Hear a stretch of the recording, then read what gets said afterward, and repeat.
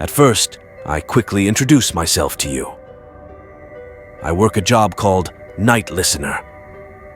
There are many like me all over the world, although we are not famous, and it could be the first time you hear about this job. During the day, I'm just an ordinary college student, like any college student. But during the night, I'm the only midnight listener on campus. From midnight to 2 o'clock, I open my office door to all students who want someone to hear them, even if they want to admit something without highlighting their personality or saying their names. I'm a midnight listener, and it's simply my job to listen to people. I have an office that the university has assigned to me. In the middle of the office, and between me and anyone, will enter a very heavy black curtain, prevents me or prevents any students from seeing each other, talk about their personal or academic problems, may tell me their secrets, even tell me their psychological problems. They enjoy being able to talk about everything without revealing their personality or being judged. Honestly, I often forget what they tell me. The whole thing is about unloading psychological cargo for students. Of course, that there are things I don't forget, and what I'm going to tell you today, is a story that is impossible to forget no matter what happens. I will tell you the story of Tony, a student at the university. About a month ago, Tony disappeared completely without any trace. At first, it was normal. But with the long duration of absence and not responding to any calls or messages at all, his friends started to get scared, informed the police, and set up search campaigns and posters for the intention, but unfortunately without any benefit. About a week after his disappearance, the police received an anonymous call saying that Tony returned a second time to his room. The police ignored the call and considered it a joke from a crazy person. At 4 o'clock after midnight, the police received a second call from the university administration. This time they informed them that the room next to Tony's room in the student dormitory complained of a noise and a violent sound inside Tony's room, and when they sent someone to see what was happening, Tony's body was found hanged inside the room. According to those who discovered the body, they said that Tony's body was swinging right and left for any logical reason, and without any breath of air. The loud sound was due to the body swinging left and right, so violently that it flopped against the wall, and the first thing that was discovered, the body completely stopped moving. When the surveillance cameras that monitored the rooms, especially Tony's room, were searched, Tony was walking towards the room drunk. The strange thing is that Tony was walking with a limp with his foot, and Tony originally never limped. The investigators ignored the point and could not explain it, and the topic ended up as suicide. Although no one has ever known what happened the week he disappeared, I wasn't interested in the subject because I don't know Tony personally, and the subject happened away from me. But when Ryan came to talk to me, everything changed completely. When they found Tony's body a few days ago, I found someone to let into my office, and he came in, and I wasn't Ilri, who came in from behind the curtain. But of course, I felt him. I heard him sitting on the chair and sighing. Oh, I said to him, "I'm a night listener. What do you want me to call you?" He was silent for a while and didn't answer. I said to him a second time, "If you don't want to tell me your name, you can say any other name." He said to me, "Call me Ryan." And then he was silent for a while before asking, "I don't know how ever, but I have a question. Do you see me?" I reassured him and told him that I couldn't see anything from behind the curtain. He said in a tense voice, "Good, because I don't want you to say crazy about me. What I'm going to mention, I can't tell the police, and neither can any of my colleagues."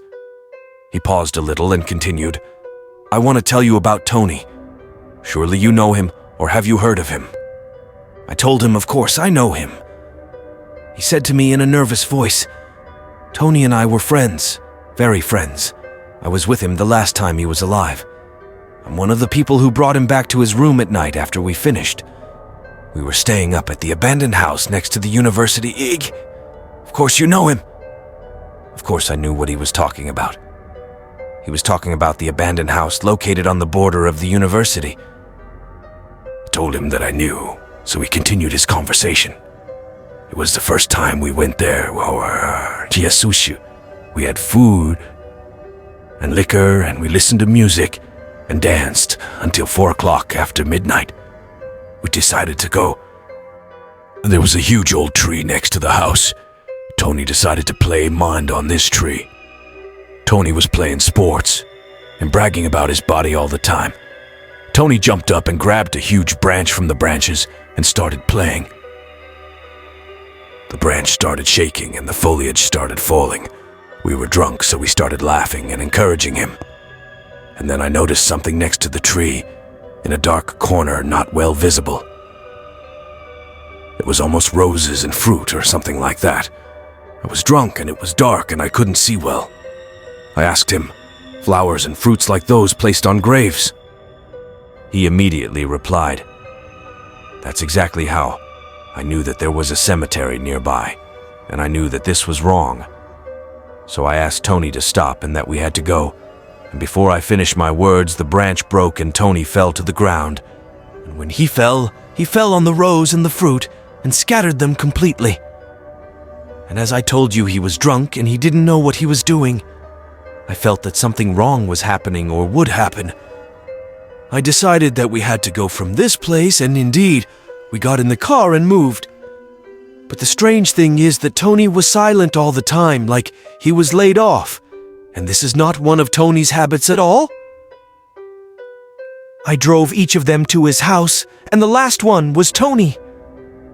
I helped him get back to his room because he was very strange and moving with difficulty. He was laid off and not talking. The next day, he disappeared completely without a trace. Even his best friend didn't know anything about him. He immediately replied, that's exactly how. I knew that there was a cemetery nearby, and I knew that this was wrong. So I asked Tony to stop and that we had to go. And before I finished my words, the branch broke and Tony fell to the ground. And when he fell on the rose and the fruit and scattered them completely. And as I told you, he was drunk and he didn't know what he was doing. I felt that something wrong was happening or would happen. I decided that we had to go from this place, and indeed, we got in the car and moved. But the strange thing is that Tony was silent all the time, like he was laid off. And this is not one of Tony's habits at all. I drove each of them to his house, and the last one was Tony. I helped him get back to his room because he was very strange and moving with difficulty. He was laid off and not talking. The next day, he disappeared completely without a trace. Even his best friend didn't know anything about him. Here, Ryan finished his speech and went, and after a while, I returned to my room and my mind was thinking about this story. I opened Google and started searching for the history of this abandoned house.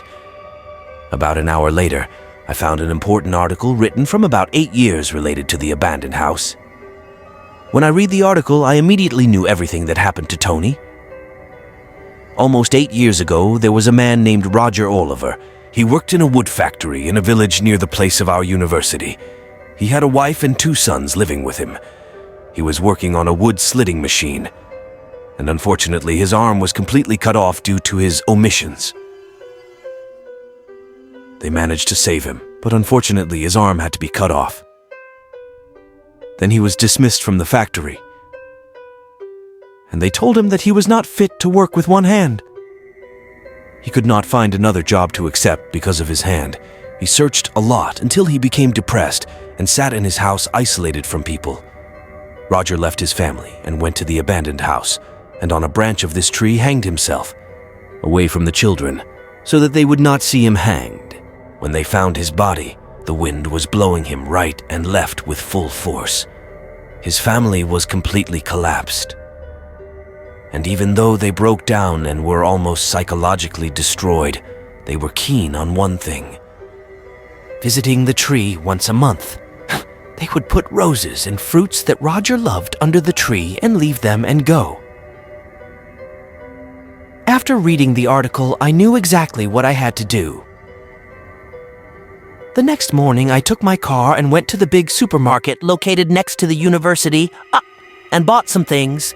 And then I went to the abandoned house. It was not difficult for me to find the place that Ryan told about. Even though a week or more had passed, there were beer bottles lying on the floor carelessly, and cigarette residue, food wrappers, and empty cans. I started cleaning the machine well and collected all the garbage in garbage bags and put it in my car to throw it away from the abandoned house. I took out the roses and the fruit that I had brought and replaced them with the roses and the fruit that Tony had signed. And before I left at the last moment, I stood up and prayed to Roger, and I fell silent a little after the prayer and started talking. I don't know how to apologize to you, but I came and cleaned the whole place, and I put roses and fruit for you, and I want to tell you that you are lucky, and your family loves you very silent a few seconds. And then I continued. I'm very sorry for everything that happened. Tony was a very kind person, but he was drunk and stupid. But he didn't mean to scatter roses and fruit. You're final. I prayed for you and prayed for you a lot. When I turned my face and headed to my car, suddenly, I felt very warm in the place. I felt something strange was going to happen. My body was trembling and my body was chilling. I felt my body hair standing up from fear. I felt warm as if someone was breathing behind me. And suddenly, I heard something whispering from behind me. Thank you.